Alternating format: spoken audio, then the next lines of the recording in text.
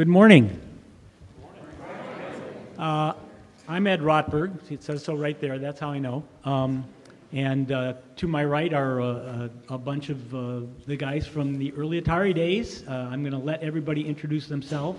And then I think, we'll probably ask you what you want us to talk about. And, I worked on a number of games in the early Atari days. We're all coin-op arcade. So I know most of this show is consumer-oriented, but we were here first. which is why this is called the real Atari. I have that T-shirt. Yeah, we had some custom T-shirts made up at one point because there was quite a competition between the coin-op and the consumer groups. So a little bit about me then before I pass along to John here. I did some early games, the early Atari baseball game, and Battlezone, Stun Runner, Asteroids, Steel Talons with Ed Logg. I'm sure there's a few in there I'm forgetting, but I'm just going to pass along to John now. Good morning. I am, as my sign says, John Salwitz. I'm conscious that I'm sitting between the two Eds here, so this is a lot of pressure on me. I'm actually not, I'm more like mid Atari. So I started, I believe, 38 years ago to the day, October 19th, 1981. I think it's today, at Atari. So I actually played their games before I started at Atari. And they still owe me money. So anyway, I had the great fortune to partner with a guy named Dave Ralston, and he and I at Atari did a bunch of games. We did a game that didn't get shipped called Aka-R. It's a classic, you should check it out if you can find it. And then he and I did Paperboy, 720, Cyberball, and Rampart at Atari before we left for Electronic Arts. So I'll just stay with the Atari thing. So that's my history. I'll give you Ed Logg. Thank you.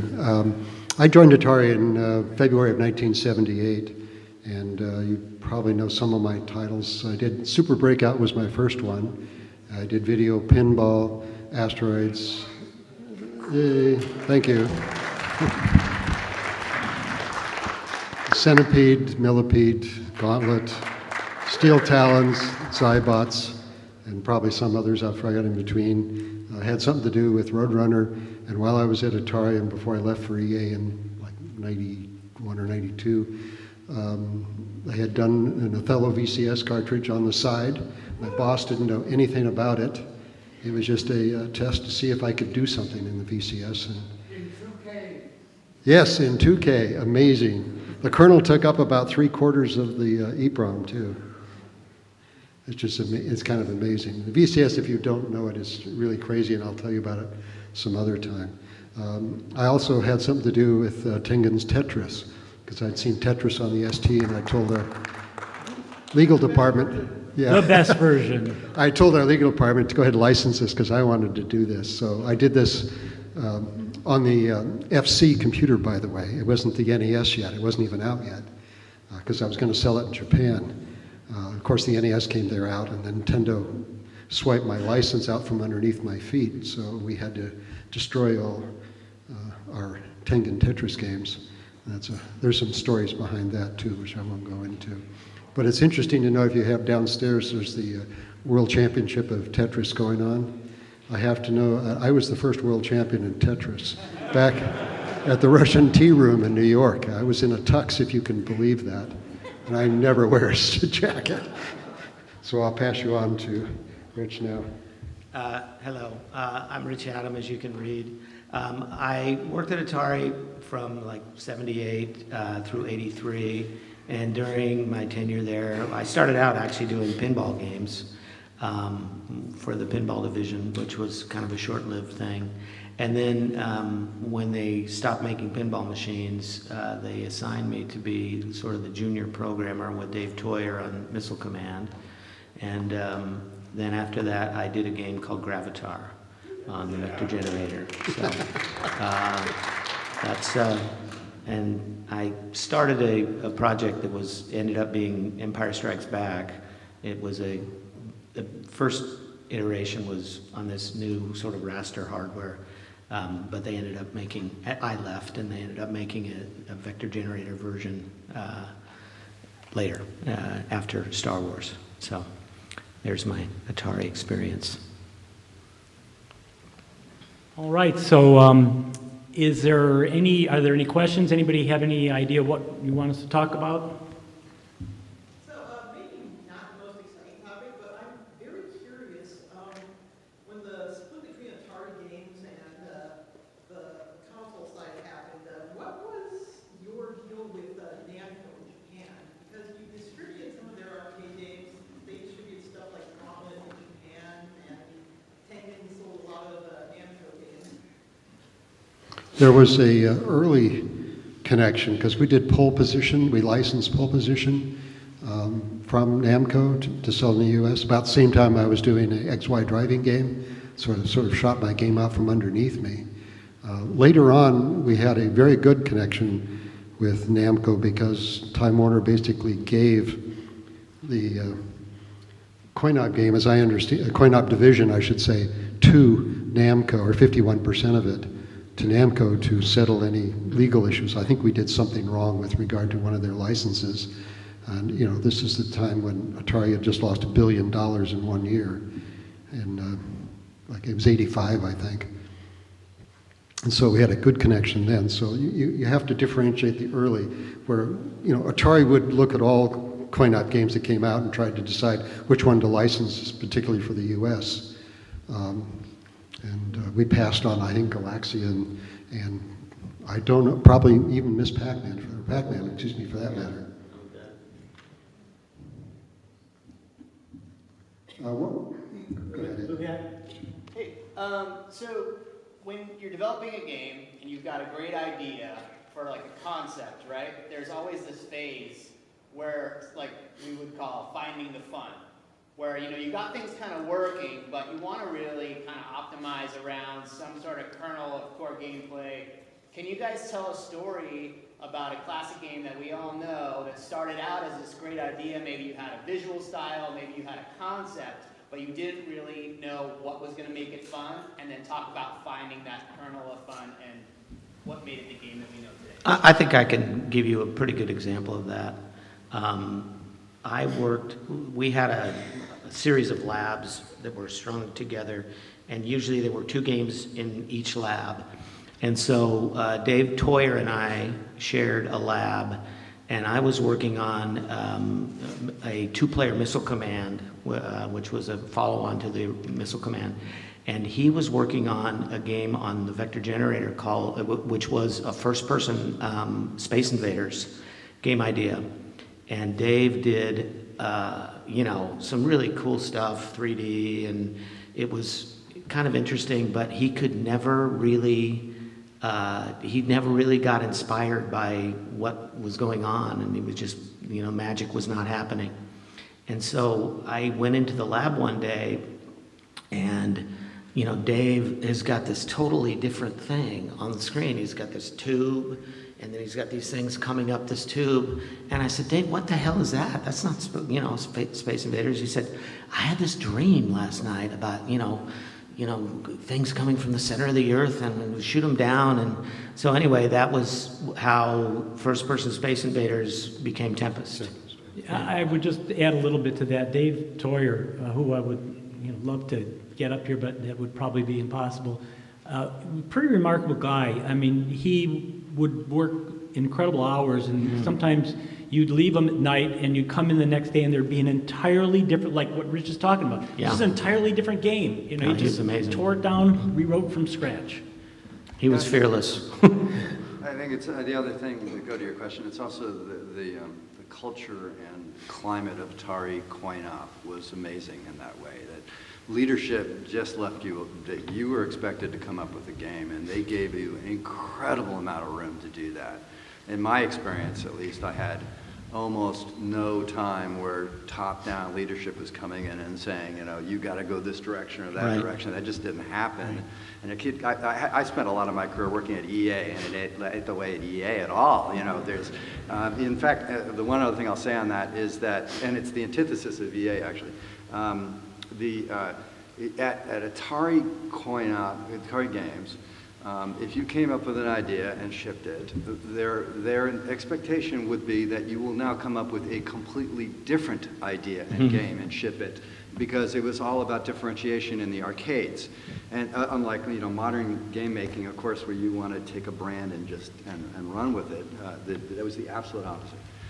It was an IP farm, and what Rich is talking about is the way the labs were set up. We were always walking into each other's games. I hit my lab right next to him, when he's doing Gauntlet. I'm like, oh my God. It was actually formalized at one point where we had Walkabout Fridays where, you were supposed to leave your lab and go play everybody else's game. That happened a lot after hours anyhow. It's not like we only went into the lab on other people's labs on Walkabout Fridays, but it was formalized to the point we would, have time set aside to go play other people's games, and then you'd get back to your lab and have a list of suggestions, and you need to make it do this, you need to make it do that. So the games, the fun kind of developed itself in many cases just through play.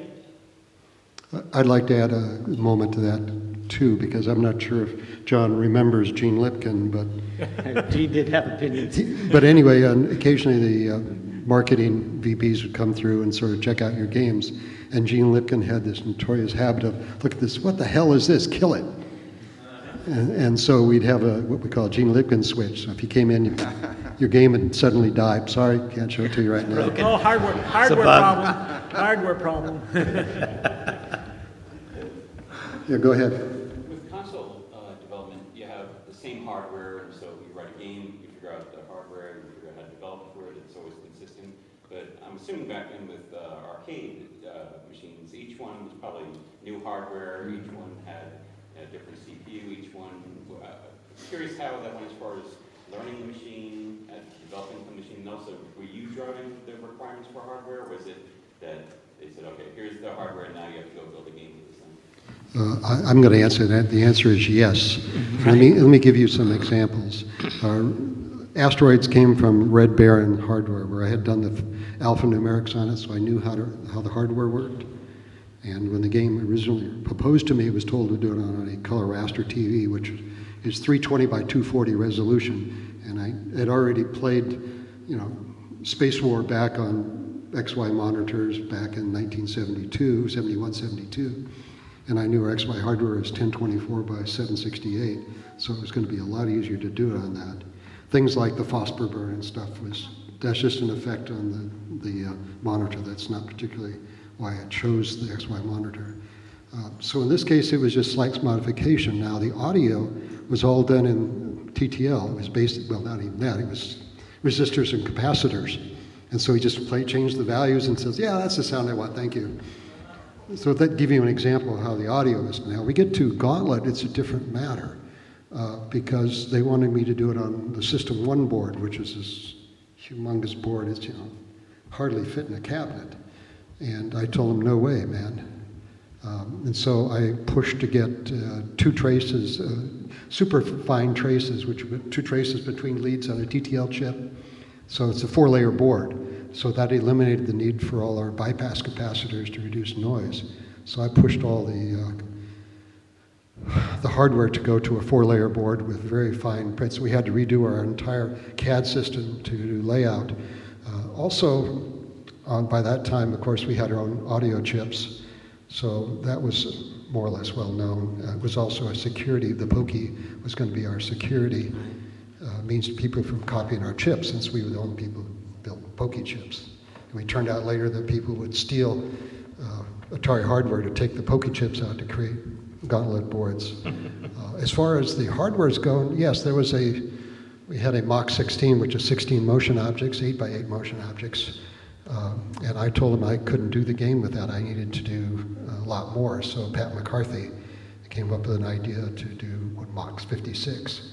And I told him every 8 scan lines, I wanted to change the starting area for the motion objects. So that way I could change motion objects every 8 scan lines. And so that dictated the game. The hardware dictated, or I should say the software idea dictated the hardware idea. Yeah. There's there's a story about a version of Asteroids that was created as a prank with Turtle roids? turtles, I believe. Could you talk about that? And do you know if there are any copies still in existence? Well, it was just a EEPROM change for Right. that. But yes, Frank Ballou, who was head of marketing at the time,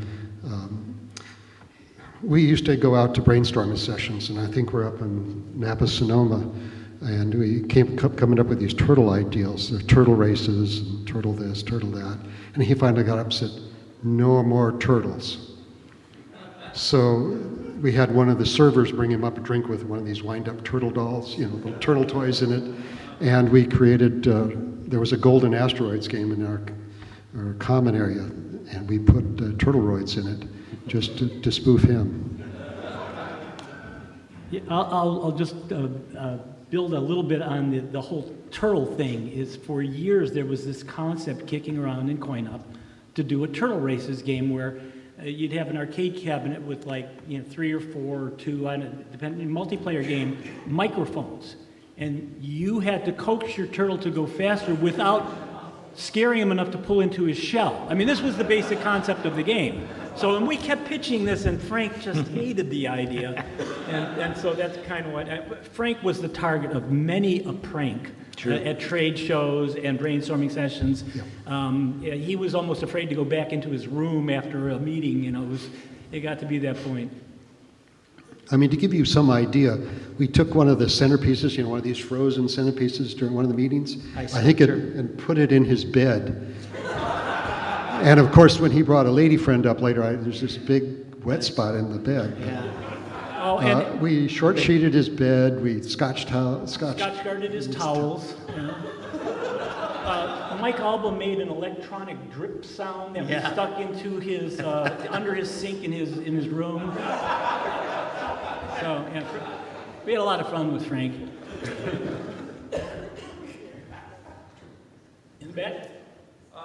Did any of you guys work on the pinball division? Yeah, I worked on a pinball up until the time they killed one too. Yeah.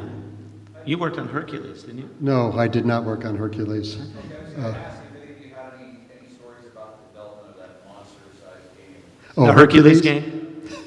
I think that I may have typed in a few lines of code on that game. I worked on that game with Norm Avalar, I think, for a week or something when it was getting near field test or something. And so, it was an ambitious idea, but I think at the end of the day, so I only did a little bit of work on it. But, the beauty of working in the arcade business, and Hercules I think is a good example of this, is that you would make something and then you would go put it into the market, and the market would tell you almost immediately whether you were going to succeed or not. And I think in the case of Hercules, for example, it was a big footprint. It took up a lot of space in an arcade, and I think it just did not bring in the revenue that was going to justify the equivalent of 2 games. They're going to do an ROI on that and go, I could do, put in a couple of Zaxxons or whatever and make more money. So I think that was kind of what ended up happening with that. And like Ed said, they shut down pinball. There's a lot of or mechanical magic that goes on, and I think Atari trying to build pinball machines out on the West Coast, not in the Chicago, thing with, they had mechanical engineers been doing that forever, and they knew how to do it. I think reliability was kind of a problem with Atari also, on that score anyway. So. When I joined Atari in 1981, the first game I mentioned it a second ago, named Akar, there's another story there, was originally a hybrid video pinball. So Atari was trying to figure out the way to do that. And you kind of you'd flip it and shoot the ball around the ring, and then there's a CRT in the middle of it, and that would have an effect on it. But one of the things that Rich was talking about, that just adds incredible complexity and cost to the hardware, and it wasn't in the wheelhouse of Atari. But it was also that a whole lot of us at that time were really into video. And so there's a lot of pressure just to do that. It also, I mean, and you talked about the hardware dependency before. If you're putting a mechanical machine as a dependency, you've just really upped your dependency. And so if you're trying to iterate and invent and stuff like that, it was fairly restricted. So we ended up dumping the pinball aspect of AKR and put AKR out actually into the arcades. And to speak to what Rich was talking about, we put it up against Robotron. And that didn't go well. That was quick. Oh, yeah. Can you talk about the relationship between Dandy and Gauntlet? Yes, I can. My son had been pestering me for a year to do a D&D game, and I couldn't figure out how in the hell to do a D&D game. And so when I saw Dandy on the ST, I think Robin Ziegler brought it in, and we played it at Atari. And I said, oh yes, now I know how I can do a D&D game. So I took the Dandy concept of basically a world larger than the playfield and scrolling around it with multiple players, and took all the D&D aspects. And if you look at the original game proposal, it's all the D&D style characters and enemies and all that. So it's really a marriage between the D&D concept of the scrolling with multiple players. Now, as far as getting 4 players around a cabinet, that is totally something new. And for example, all Atari games, in fact, all video games, I think at that time, had a plex over the monitor, and that was to keep people from, well, the operators thought people would break the monitor glass. And I did not want a plex because it causes a glare, and if you're on one side of the cabinet and there's a light up here, this position's permanently dead on certain portions of the screen.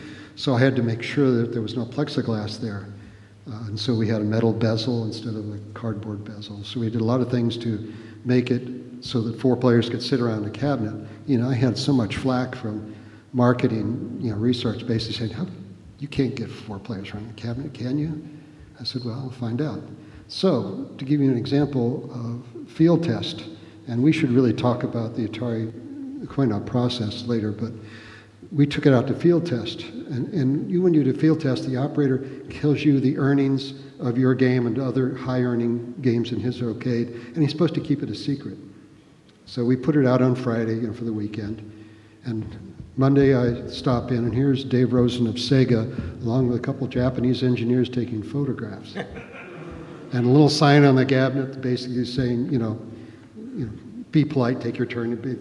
Basically, it was the first time I'd ever seen a field test where we actually one game brought more money into the arcade than it had been making the week before. So usually we rob from some other game, but this is the first time where we actually increased the gross of the arcade.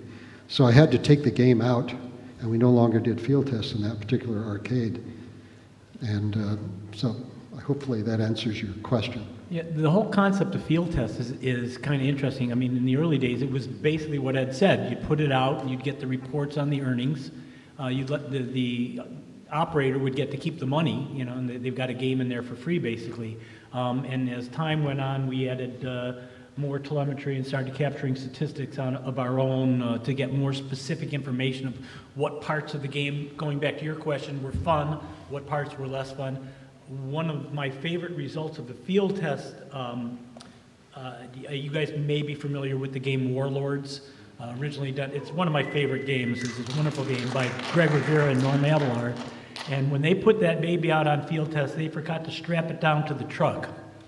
And they took off, and it fell off the back of the truck. And so it was brought back in pieces, put back in the lab with a sign that said, failed field test.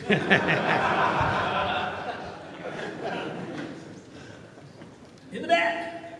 I asked Ed Logg this question back at GDC, actually. You did your presentation there. But in Gauntlet, the original, you could actually kind of play forever in the beginning. Yes, that's correct.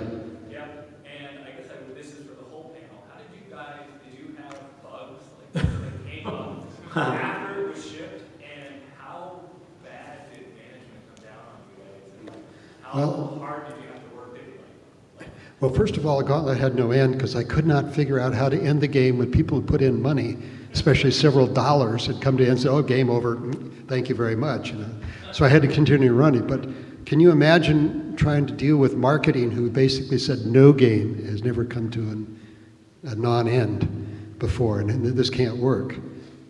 But we basically proved to them that yes, you can, but it requires a very unique game to do that. As far as bugs go, I've had lots of stories of bugs.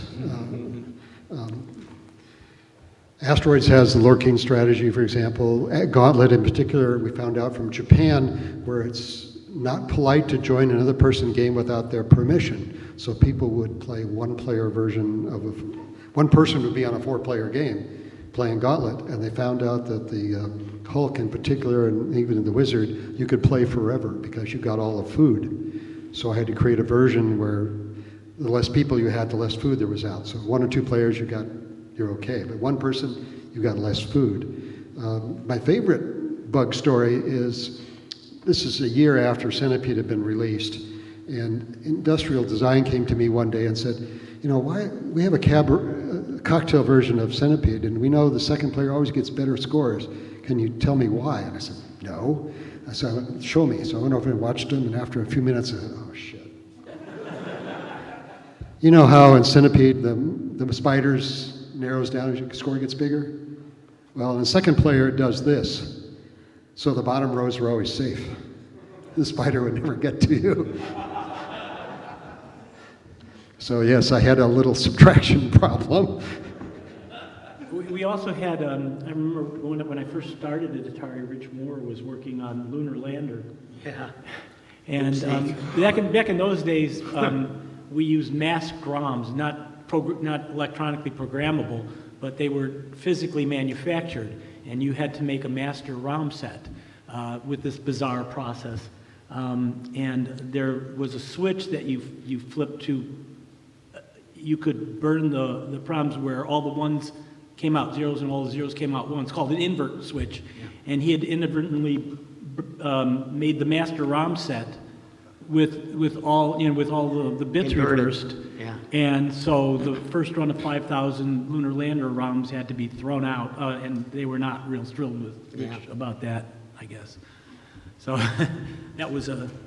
So my favorite bug story, for me at least, was on Paperboy, and Paperboy had just been released.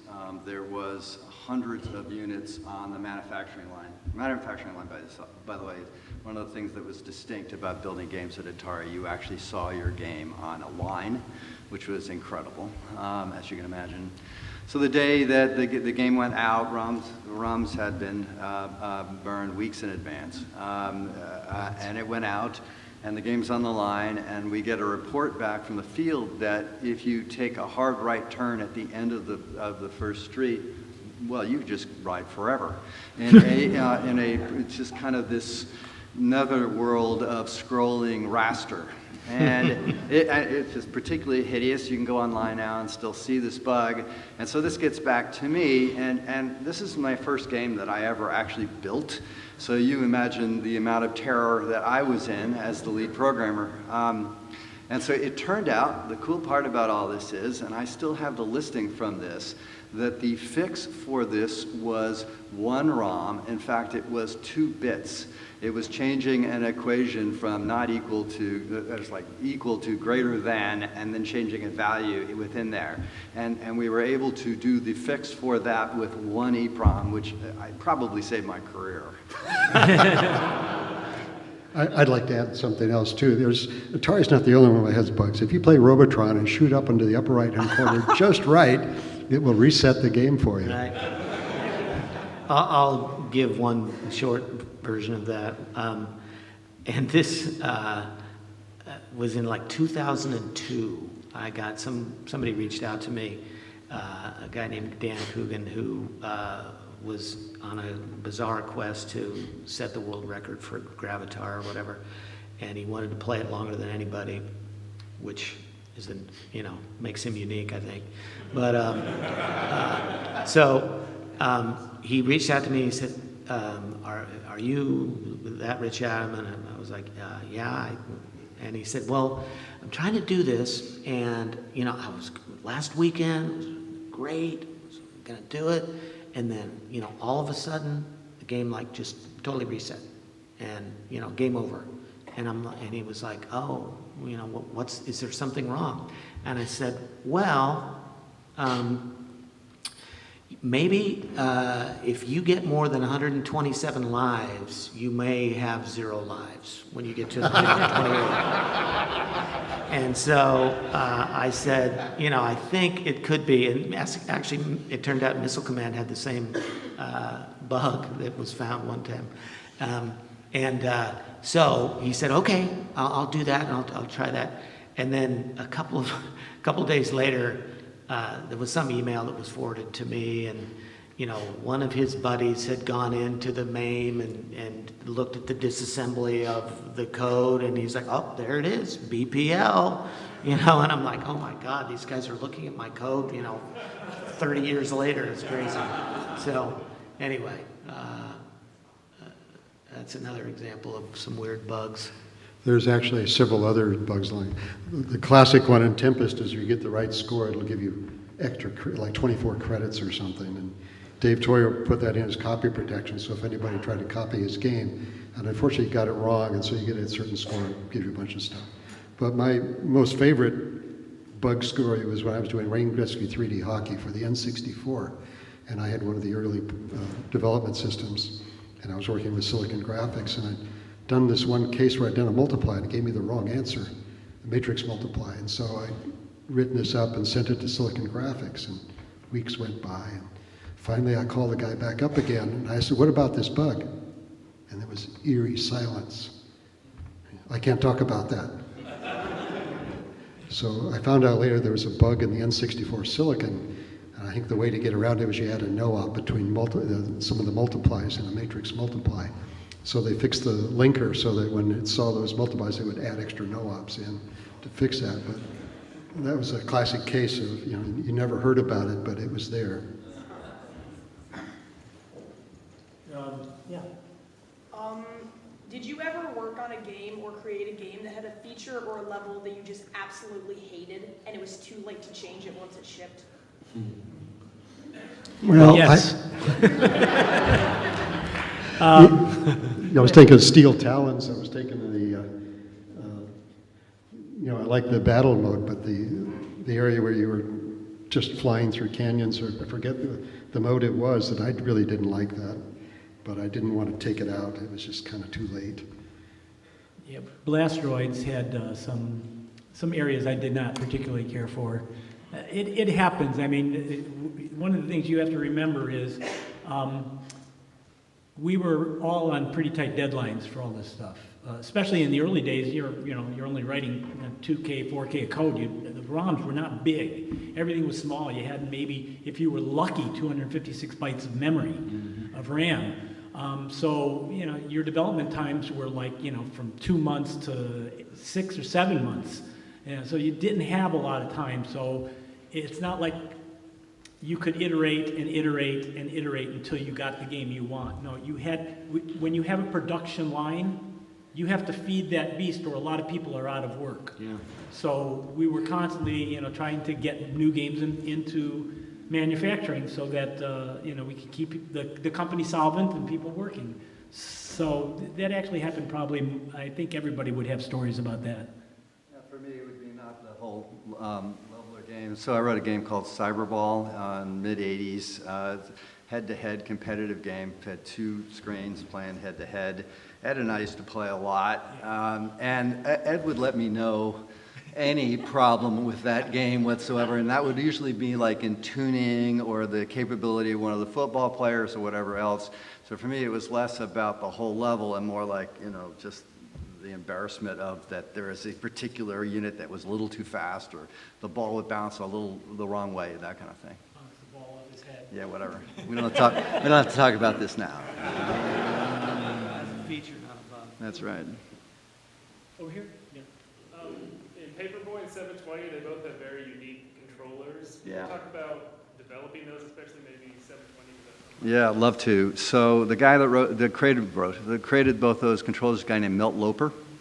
Milty is still a dear friend of mine. And we talked about hardwares before, and I was going to bring this up. So the other thing that Atari really did, of course, was invent controllers. And I drank the Kool-Aid. I love being in original, unique controller land. Actually, to be honest, that really wasn't my choice. I worked with a designer named Dave Ralston. Dave and Milt had actually worked in pinball together. They had pinball roots. And so I was going to do it. I'm the engineer, for God's sake. And so the way I think about it with controllers, and Paperboy particularly, Atari was always trying to differentiate itself from other games in the arcades. And so if you think about it, when you walk up to an arcade and you can go downstairs and look at it, the first thing you see is the controller. One of the first things you're going to see is the controllers. And so it differentiated from the other games in the arcade. And then, of course, this was one of our secret sauces to keep ahead of consumer, because they couldn't do it. So that was a great advantage there, too. We had, so Milt did design of controllers. Actually, the Paperboy's controller lineage goes through Battlezone. This actually came up on Twitter the other day. There was a question. Can you hear me? Okay, there was a question about, where did the Star Wars controller come from? And because I was actually the project lead of Star Wars before they bought the license. It was a game called Warp Speed.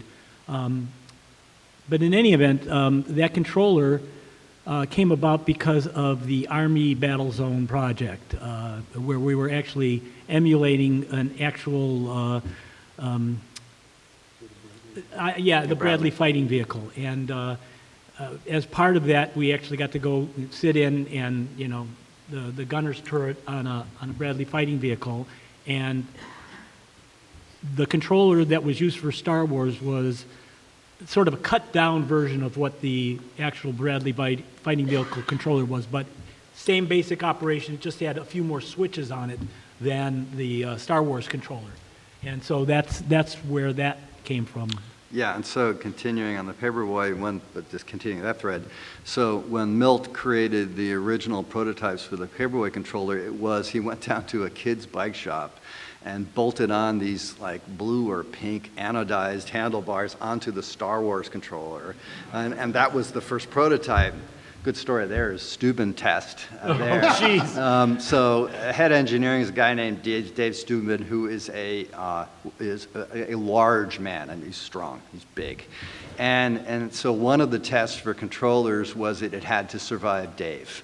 And let's just say many Paperboy controllers died horrible, gruesome deaths to Dave as he racked this thing because it had all this torque on it. But somehow Milt was able to build a durable controller in spite of all that. And that's the kind of story, I mean, with other controllers too, the fishbowl, the salad bowl controller in 720, et cetera. We had a full mechanical engineering group. It was amazing. It was gorgeous labs. And they could fab anything you wanted. It was amazing. Full woodworking shop, Atari could build just about anything if it wanted to. Were you there when some coin door guy came into Atari and said, "I want to sell a coin door." And Steuben looked at us and said, "This doesn't look right." He said, "No, nobody's going to get into this." So Dave Steuben kicked the coin door and broke it in. So that was the Steuben test for the coin door. He's a very sweet, kind person. And I actually had a game that he broke too. It was a boxing game where, and he just took it and just tore the controls right off the cabinet. So that game never made it. All right, we've got 5 minutes left. I've just been informed. So, you with your hand up there, you haven't asked the question. No, next to you. Sorry. Speaking of the Bradley fighting vehicle work, I know you didn't really want to work on that. Yeah. And I also understand that Missile Command also had some issues with kind of ethics or morals and stuff. Can you talk more about the work on that, how you got kind of talked into that, as well as the rest of the time talk about any games you worked on where you had to kind of struggle with those scenarios when they just didn't feel comfortable working on something like this? Yeah, I mean, a lot of us, back when I started, I think there were quite a few of us who were, pacifists at heart, and we looked at Atari as a great refuge to work at and do creative things without having to create, weapon systems or, more mundane things like that. And having come from a company prior to Atari where the government, because some of the computers were used by a government installation, this was for Texas Instruments, they come in and they look over everything you do. It doesn't matter, if what you're doing is for the government at that moment or not. They get their hands on everything. And Atari was a really unique place to work back in the day. Far and away the most wonderful experience I've had in the industry. And I really did not want to see us getting involved with a government project where, now the long arm of the government is involved in every practice you have, plus, I'm pacifist at heart. So that was a lot of the reasons. So I agreed to do it, this crazy 3-month, lose your life totally for 3 months if I got an assurance that I would not be involved should they, in anything Atari did involving, military stuff, should that project go forward. I'll talk a little bit about Missile Command. Originally, early in development, there was going to always be a land mass at the bottom of the screen, and so I, for whatever reason, I put the west coast of the U.S. up there just because that's where I lived. So, but it never looked that good, and it never felt that right, and so. I was kind of struggling with it in the lab one day, and Lyle Raines, who was head of the coin-op engineering department, and probably one of the most influential human beings in the video game in general. Lyle's done very low profile, but he has done so much. But he came in and said, I was like, this doesn't look good. I don't know what to do. And so he just sketched, something which was, the 3 bases at the bottom and some mountains and stuff. And he said, make it look like that. So I basically implemented that. And, it just felt a lot better to make it a more, non-realistic kind of thing. And, in terms of, is it, are we doing, simulating, mass death? Can't really totally hide from that. But, ultimately I came down on is like, we're just trying to make something fun. And, I didn't try to glorify it. There were, the project leader, I did all the audio. And, the project leader kept saying, when, the bases would get blown up or whatever, he'd be like, no, I want to hear screaming babies. and I was like, no, I'm not doing that. Steve, I'm not doing that. So I think that's all we really have time for. Our 5 minutes is up. Our last 5 minutes is up, but thank you all.